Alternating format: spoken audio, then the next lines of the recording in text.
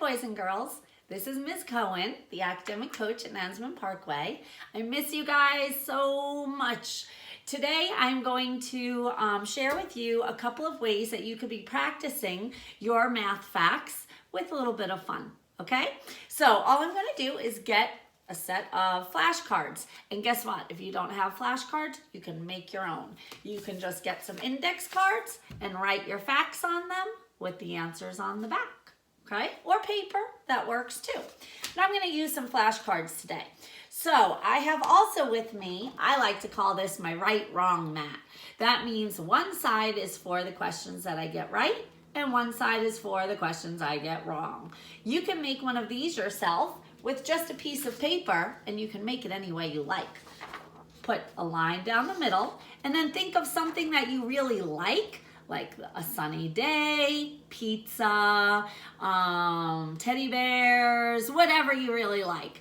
And then something that you don't like the opposite, a rainy day, broccoli, or snakes, whatever it is that you don't like. You could put maybe Superman and then a villain, something like that. Anyway, that's how you make your right-wrong mat.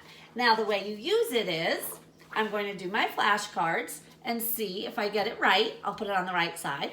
And if I get it wrong, I'll put it on my wrong side. So my first question is 8 minus 4. Do you know what 8 minus 4 is? 8 minus 4 is 4. I hope you got that right. Okay, so we're going to put that on the right side. My next one is 10 minus 6. I think this is showing backwards because of my camera. Sorry about that. 10 minus 6, do you know what that is? Is it 5? Oh no, it's 4. I have to put it on the wrong side. That was also 4. 10 minus 19, oops, I just gave you the answer. 19 minus 9 is 10. Got that one right. 3 minus 1, that's a pretty easy one. Hopefully you get that one right. It's 2.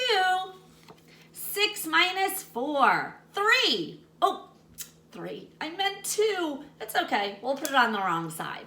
So you're going to go through all of your cards and put, when you're done, you pick up the ones that are on the wrong side and you do them again. And hopefully this time you'll get them right. So now we have 7 minus 6. I know now I made a silly mistake. That's 1. I'll put it on the right side. 11 minus 7. Is that 6? Oh no, I made a mistake. It's really, what is it? Do you know? 7, 8, 9, 10, 11. It's 4. I still got it wrong, so I have to put it on the wrong side. So when I get through all my cards, now I should have less on the wrong side. But guess what? I'm going to pick them up and do it again. And I keep doing this process until I have none left on my wrong side, and then you're done for the day. So that's one easy way that you can practice your math facts, and you can do this with any addition, subtraction, multiplication, division, any math facts that you like and you need to work on. Another thing you can do is just have a board and decide how many you want to get right. I would suggest going more than 5, but I have 5 on my card, and I can use just a little figure or whatever I want there. So here I'm going to try one, and if I get it right, so like this one says 10 minus 4, that's 6. So I get to move up a spot. 20 minus 8, ooh, that's a tough one.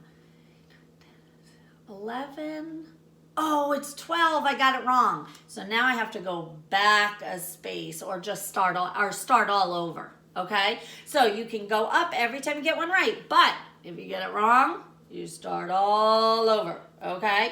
Now, if you don't have a fancy board like that, all you have to do is write numbers on a piece of paper. You can write them up to as high as you want to go that day.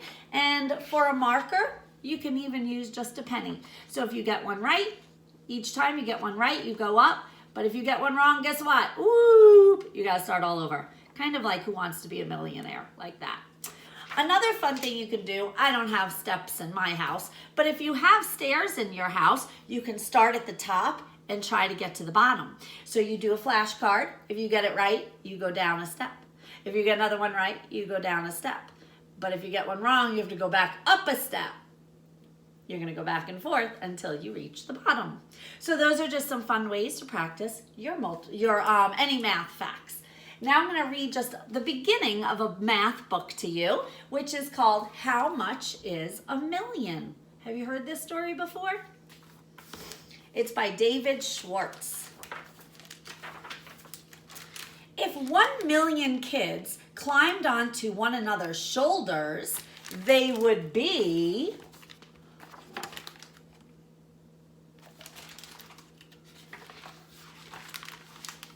taller than the tallest buildings, higher than the highest mountains, and farther up than airplanes can fly. It's pretty high.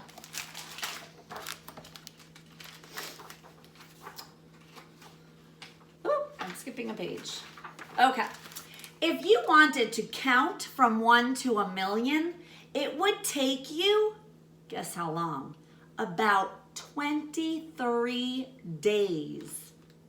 If a goldfish bowl were big enough for 1 million goldfish,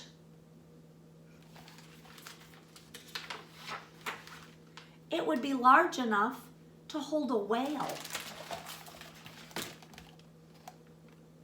I bet that would be pretty cool to have a goldfish tank with a whale. It might be popular with your friends. Don't get too close though. Presto, 100 stars. If this book had 1 million tiny stars, they would fill 70 pages. Climb aboard. We're going on a journey to see 1 million stars. Now, I don't know if you can see on this page, but they are all tiny little stars all over there. We're still on our journey.